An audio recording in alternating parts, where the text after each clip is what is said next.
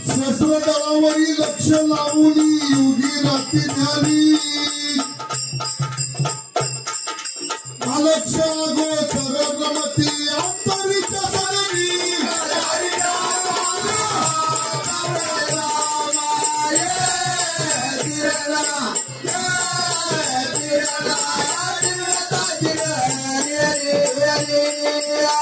सत्नामध्ये दंग झाले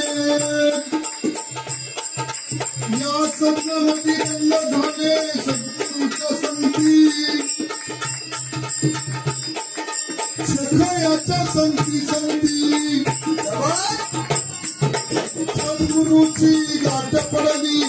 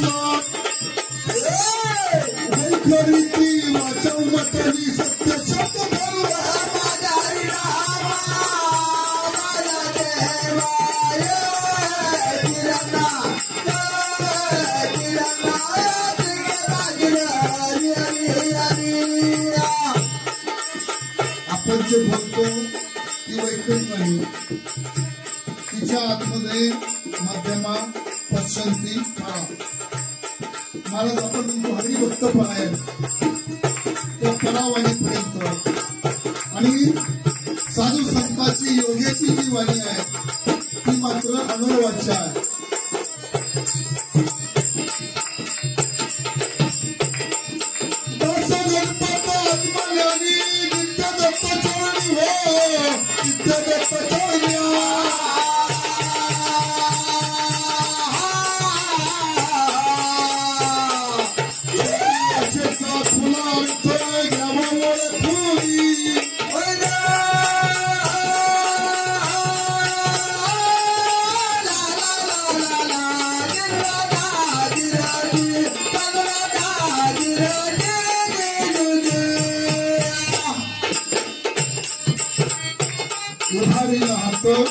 जगी दाखवली मात्र देव बैसले सिंहासनी आल्या याच्या काशी पुढे घरी खरं महाराजांच्या झुळीमध्ये काय होतं अगणित साधू संतांचं कुठलंही मोजमाप करण्याचं माप आपल्याकडे नाही मिळालं अफाट असा साधा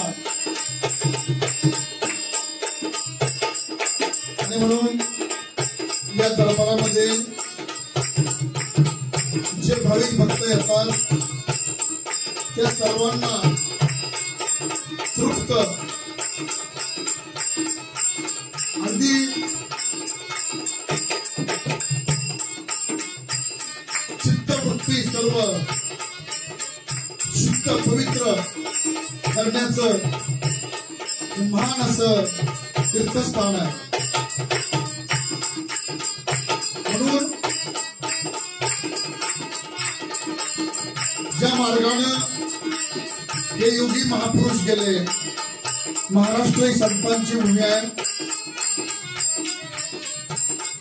तुम्हा आम्हा सर्वांचा उद्धार साधू संतांनी केला माणसामधला देव माणसाला दाखवला आणि म्हणून ही जी वाणी आहे ती वेदवाणी म्हटलेलं आहे तिला देववाणी सुद्धा म्हटलेलं आहे हिला अभंगवाणी म्हटलेलं आहे आपण सर्व मोत्याची माळा या ठिकाणी बसलेलो आहात कलियुगामधल्या भटक वाऱ्यामध्ये उलटा वारा आहे सगळा नाशवंत आहे. नाशवंत सारा भंगून जाईल.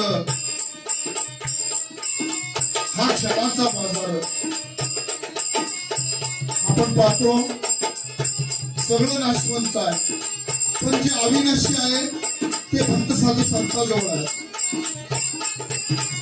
माझा नमस्कार सर्व तुम्हाला होता. एक पवित्र स्वरूप सोडून दुसरीकडे जाऊ नका. पवित्र आत्मा राम जोडावा सखा. इतर सर्व किरकिर. तेच माऊलींनी ज्ञानेश्वरीमध्ये दादा सांगितलं, पैसा हृदयामध्ये मी रामू, आस्था सर्व सुखाचा आरामू, किम भ्रांतासी पडिलेला कामू. विषयावरील सगळं जग विषयामध्ये, पण विषय सुख नाशिवंत. जे अविनाशी आहे, जे सुख आहे ते अशा साधू संतांजवळ आहे, ते ईश्वराजवळ आहे. आणि तुम्ही आम्ही जे उन्हाळे पावसाळे पाहिले या दरबारामध्ये बसलेल्या भावी भक्तांनी त्याच्या ईश्वराचे अनुभव घेतलेले आहेत आपण सर्वांनी. आणि म्हणून इथं बसलेला जसं माऊलींनी मगाशी सांगितलं, बद्ध, मुमुक्षु, साधक आणि सिद्ध. कुठेतरी आपल्याला परमार्थाची आवड लागली, साधू संतांची ओढ लागली. साधू संतांची ओढ महाराज पण नाही लागली. चुंबकाकडे कोण आकर्षित होईल? लोखंडच आकर्षित होईल, कदाकड होईल.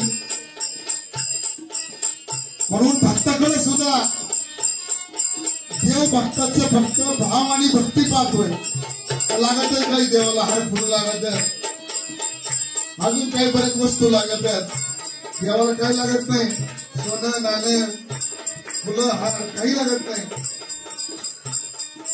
मन हा मोगरा अर्पून ईश्वरा, पुनरपी संसारा येणे नाही. मग अशी माऊलीने वर्णन केले पहा त्या सगळ्या जीवाचा अवस्थेत. ईश्वरापर्यंत जाण्याचा मार्ग साधू संत. आणि म्हणून ठाईच बसुडी करा एकचित्त आवडी अनंत आळवावा. ज्योतिगिरी महाराजांनी एका जागेवर बसून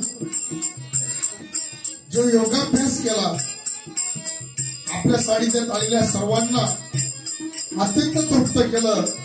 आणि म्हणून किंकर साहेब, महाराष्ट्रामध्ये आपणही सगळीकडे कार्यक्रम करतो, परंतु या जागेवर कार्यक्रम करण्याचे जे चैतन्य आहे आणि इथून जो आशीर्वाद काय मिळाला ते आपण अनुभवलेला आहे. मागील 2 वर्षामध्ये तुम्ही मंत महाराजांचा, ज्योतिगिरी महाराजांचा आशीर्वाद अनुभवलेला आहे. आणि म्हणून इथं येण्याची जी ओढ आहे ही फार वेगळी आहे. लोह परिसाची नसावी उपमा, सद्गुरु महिमा आघाताची. आपणासारखे करती तात्काळ नाही काळ वेळ तयालाही. असो निपत घेत आहे योग मार्गाचं मंत ज्योतिगिरी महाराजांनी.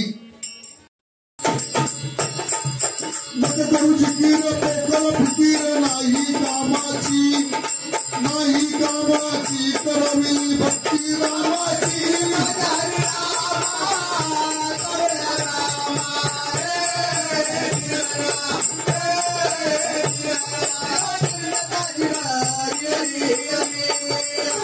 शिष्य विचारी सांगा उधारी, वाट कशी मोक्ष धर्माची, मोक्ष धर्माची झाडणी आत्मवर्माची.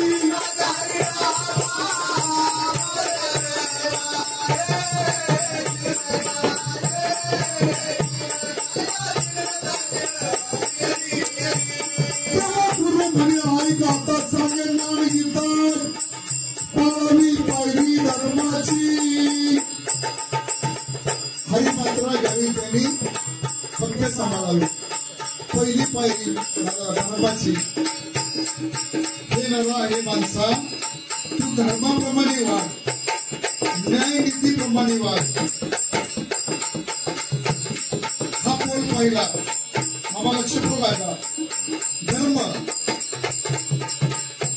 तेव्हा गुरु म्हणे ऐक आता सांगे ज्ञान गीता, पाळावी पायरी धर्माची, पायरी धर्माची, फोडावी धागर भवाची.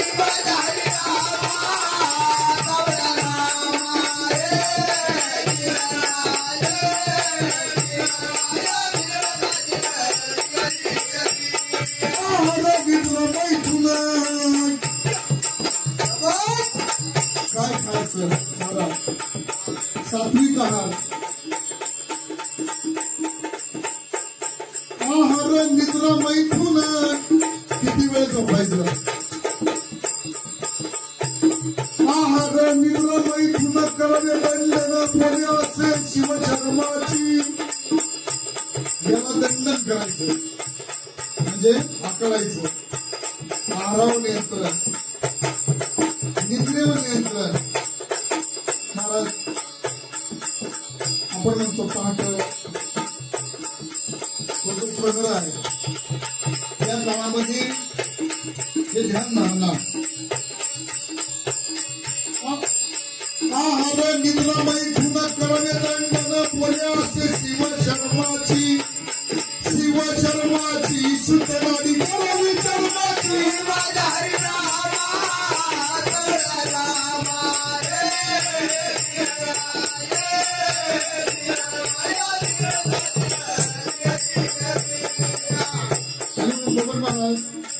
आपण दररोज आंघोळ करतो आपलं शरीर शुद्ध होतं कशामुळं आंघोळीमुळं महाराज आपलं अंतःकरण शुद्ध होतं कशामुळं म्हणून अशा साधू संतांजवळ गेल्याशिवाय अंतःकरण शुद्ध होत नाही शुद्ध नाडी करावी चरमाची प्रथम आसन ऐका कसून पुढे करावे आसने बसून बाकी पवन दरवा ठासून या चक्री सोडा बसून हे चाललेलं आहे जोपर्यंत हाय येतोय जातोय